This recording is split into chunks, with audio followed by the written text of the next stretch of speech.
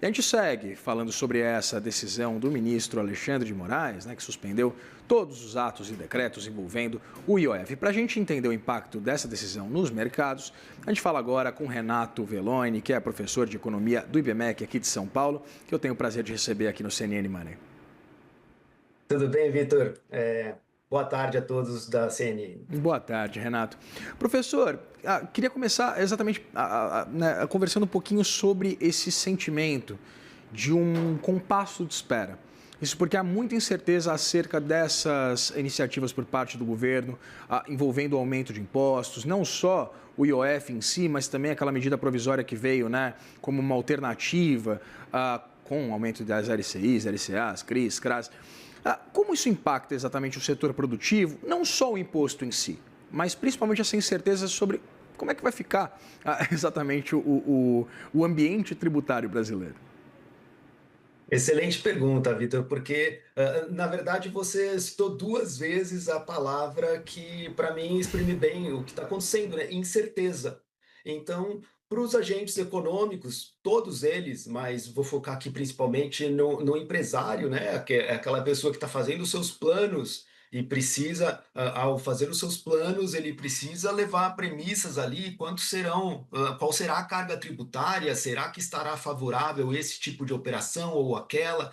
Quer dizer, se a gente tem essa incerteza toda sobre os tributos, fica muito complexo planejar investimentos. E se ficar muito complexo planejar investimentos, a gente vai ter menos investimento na nossa economia. Então, essa incerteza toda, ela é provavelmente mais prejudicial do que os próprios 10, 20 bilhões que a gente está falando sobre o IOF aqui.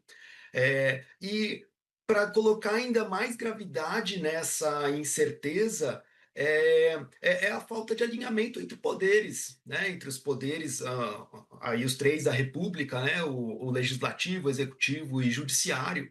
Então, aqui, a metáfora que eu uso é mais ou menos assim: imagina um time de futebol. A gente está em época aqui de Copa do Mundo, dos times. Então, imagina um time de futebol em que a defesa não conversa muito bem com o meio de campo e com o meio de campo não confia muito no ataque. Quer dizer, eu vou ter um time disfuncional, com certeza. Então é mais ou menos isso que, quando os poderes aí não estão se entendendo, para a economia é sem dúvida péssimo, só pelo fato de ter risco de ficar 11 dias, por exemplo, discutindo uma questão que era para ser mais simples. Então já evidencia aqui um problema econômico bastante complexo, de incerteza. Então, ao analisar todo esse contexto, eu acho que pegar essa última decisão do ministro Alexandre de Moraes, ela que vem no sentido, né, de tentar apaziguar, de tentar encontrar uma conciliação nisso, ela com certeza é salutar do ponto de vista econômico. Agora vamos ver se teremos aí a disposição, né, dos dois agentes envolvidos aí, ah, nesse conflito, se eles chegam de fato a um acordo para tranquilizar aqui nós, agentes econômicos. Professor, agora vamos botar na sala ali o Poder Executivo e o Poder Legislativo. O Poder Executivo não quer cortar gasto. O Poder Legislativo diz que aumento de imposto não passa. E aí, o que vai ser decidido daqui a 11 dias? De fato, esse é o grande problema, né, na sala aqui. E, na verdade, assim, sobre cortar gastos, isso é sempre muito difícil, né? Eu não sei se você, Vitor, já passou por isso na tua casa, mas vários dos telespectadores aqui vão ter essa noção de algum momento na tua vida que você precisou cortar gastos para você mesmo, nas suas despesas pessoais. É sempre muito difícil encontrar onde cortar depois que a gente já está acostumado ali com o nível de gastos. Para quem também gerencia finanças das empresas, também sabe que é muito complicado onde você vai cortar. Tem sempre ali uma choradeira, tem sempre alguém prejudicado. Então não é tarefa fácil, né? Em qualquer lugar, em qualquer microambiente já seria difícil. Imagina para um país. Então, esse é um assunto que nunca é trivial, ele é sempre muito difícil. Agora, do conflito que a gente tem aqui mais entre legislativo e executivo, na verdade seria onde cortar, né? Porque o executivo ele mandou né, para o legislativo aí alguns projetos, né? O projeto de reforma administrativa, tem o projeto de cortes de super salários, né? Aqueles penduricalhos todos. Há o interesse do executivo, ele é velado, mas há o interesse, por exemplo, de reduzir aqueles repasses das emendas, né, as emendas que hoje são impositivas. Então, essas são formas de reduzir gastos e de maneira efetiva seria a vontade do executivo. Agora, para o legislativo, né, eles não estão muito dispostos a bancar essas pautas. Tem a previdência também dos militares, que também já está encaminhada para o legislativo, mas então, bem esses pontos específicos, que é onde o executivo direcionou, eles, enfim, não mostraram ali muita disposição a aprovar. E o que se pergunta, né, o Haddad, ele comenta muito isso, né, nas reuniões dele, e pergunta, bom, então qual seria, em qual ponto que vocês aceitariam cortar? E aí sempre é o ponto que não se ouve uma resposta, né? Exatamente porque não se tem unanimidade no Congresso, no parlamento, de qual é esse ponto específico que a gente vai cortar. Aí a gente tem do lado de fora o mercado, né? Para o mercado financeiro, sempre tem aquela solução mais simples de cortar, por exemplo, aumento do salário mínimo, o aumento quer dizer, a redução dos reajustes de aposentados, né, de aposentadorias e benefícios. Então, sem dúvida, isso seria um ponto que cortaria gastos, mas prejudicando quem? Né? Então, alguém aqui vai precisar ser contemplado nesse corte e certamente essa pessoa não vai ficar muito feliz. Então, é sempre um dilema muito grande. Não é simples, não, Vitor. Renato, sempre que eu tenho um problema fiscal, eu também reluto bastante em cortar gasto. Sempre quero, né, aumentar a arrecadação, mas nem sempre é possível. Mas, Renato, falando exatamente sobre esse cenário de bastante restrição orçamentária, a gente tem uma perspectiva apontada pelo próprio Ministério da Fazenda acerca praticamente de zerar qualquer tipo de recurso discricionário do orçamento a partir de 2029, né?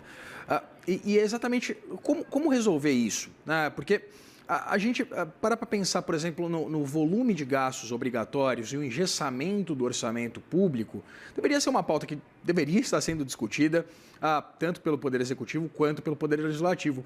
Mas parece não haver ali uma vontade de se ter esse tipo de conversa acerca exatamente tanto do tamanho do Estado, quanto, evidentemente, também essas amarras do orçamento público. Essa seria uma alternativa?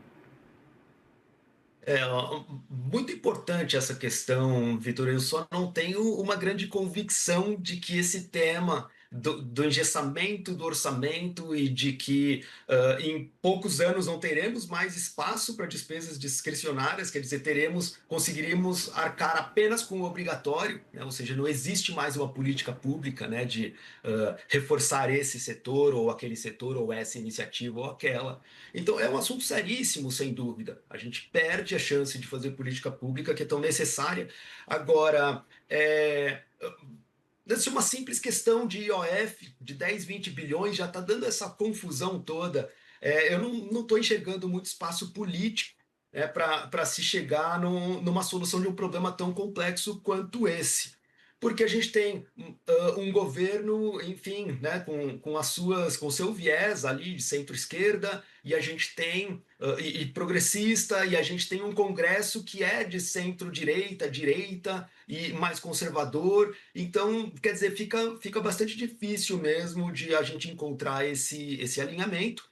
Agora, eu imagino, ou pelo menos eu torço para que essa questão seja uma questão bastante discutida nas eleições aqui do ano que vem, de 2026, porque essa questão do orçamento ser engessado e da perda aí de limite, né, dessas despesas discricionárias, o ideal seria tratar desse assunto já num governo de transição, quer dizer, não esperar nem 2027, já ter, de repente, na transição de governos para um próximo, seja ele um próximo que seja de governo Lula ou que seja de um outro, ou enfim, mas independente de quem entrar, esse é um assunto que precisaria ser endereçado já ali já num acordo, se tiver desde a campanha da campanha presidencial já discutido esse tema, para já entrar alinhado, esse seria o ideal, tá? Agora, é claro que a gente está falando aqui um ano antes disso, na eleição em si, que as coisas ficam bastante mais acaloradas, a gente nunca sabe exatamente para qual direção, né, a discussão política vai. Então, as redes sociais, né, hoje em dia, elas pegam e rapidamente ampliam um assunto, morrem com outro assunto. Então, de fato, é difícil a gente planejar tudo isso. Agora, para a economia, sem dúvida, se esse for um assunto ali tratado de uma maneira de alto nível em 2026, para já pós-eleição já ser tratado com executivo e legislativo em conjunto, aí a gente tem um cenário muito benéfico para a economia. Muito benéfico porque já em 2027 a gente já consegue colher um pouquinho mais de resultado de uma reforma tributária que foi feita lá atrás, mas que começa a ter vigência de uma maneira mais contundente ali a partir de 2027. Se a questão fiscal já entra apaziguada, a gente entra num período realmente de assim de um crescimento que não é aquele que a gente está acostumado, sabe, de voo de galinha. A gente teria um crescimento aí sustentado por um belo período. Que assim seja, professor. Tomara que essas discussões elas aconteçam de uma forma um pouco mais aprofundada, seja em 2026, 27, 28, 29. Conversei aqui com o Renato Veloni, que é professor de economia do IBMEC aqui de São Paulo, a quem eu agradeço pela disponibilidade, por esse bate-papo aqui no Money. Muito obrigado pelo convite, Vitor. Eu estou sempre à disposição. Um grande abraço. Até mais, abração.